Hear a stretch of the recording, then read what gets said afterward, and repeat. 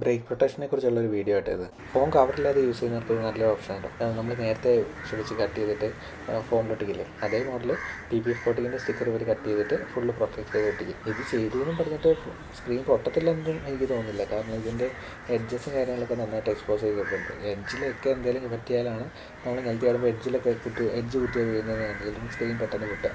അപ്പോൾ ഇപ്പോഴും എഡ്ജ് ഇതിൻ്റെ എക്സ്പോസ് ചെയ്തിട്ടുണ്ട്. അപ്പോൾ പിന്നെ അവിടെ നിലത്തി ആടിക്കഴിഞ്ഞാൽ സ്ക്രീൻ പൊട്ടും. സ്ക്രാച്ചൊന്നും ഉണ്ടാവാതെ നല്ല കാര്യമായിട്ട് നോക്കും. ഇതിപ്പോൾ എന്തെങ്കിലും 2-3 പ്രാവശ്യം നിലത്തി കഴിയുക ചാടി കഴിഞ്ഞാൽ വെള്ളം കണ്ടോ. സ്ക്രീൻ ഗാർഡിന് മാത്രം ഫിലിമിന് മാത്രം ഒരു ഡാമേജ് പറ്റിയിട്ടുള്ളൂ. വേറെ അങ്ങനെ അകത്തേക്ക് ഡാമേജ് വലിയ കാര്യമായിട്ടൊന്നും പറ്റിയിട്ടില്ല. പിന്നെ ഇത് ബോഡിയാണ്, ഗ്ലാസ് അല്ല. ഇവർക്ക് സ്ക്രീൻ ഗാർഡിന് പല റേറ്റുകൾ വരുന്നുണ്ട് കേട്ടോ. ഫ്രണ്ട് മാത്രം ഒട്ടിക്കാൻ പറ്റും, ഫുള്ള് ഒട്ടിക്കാൻ പറ്റും.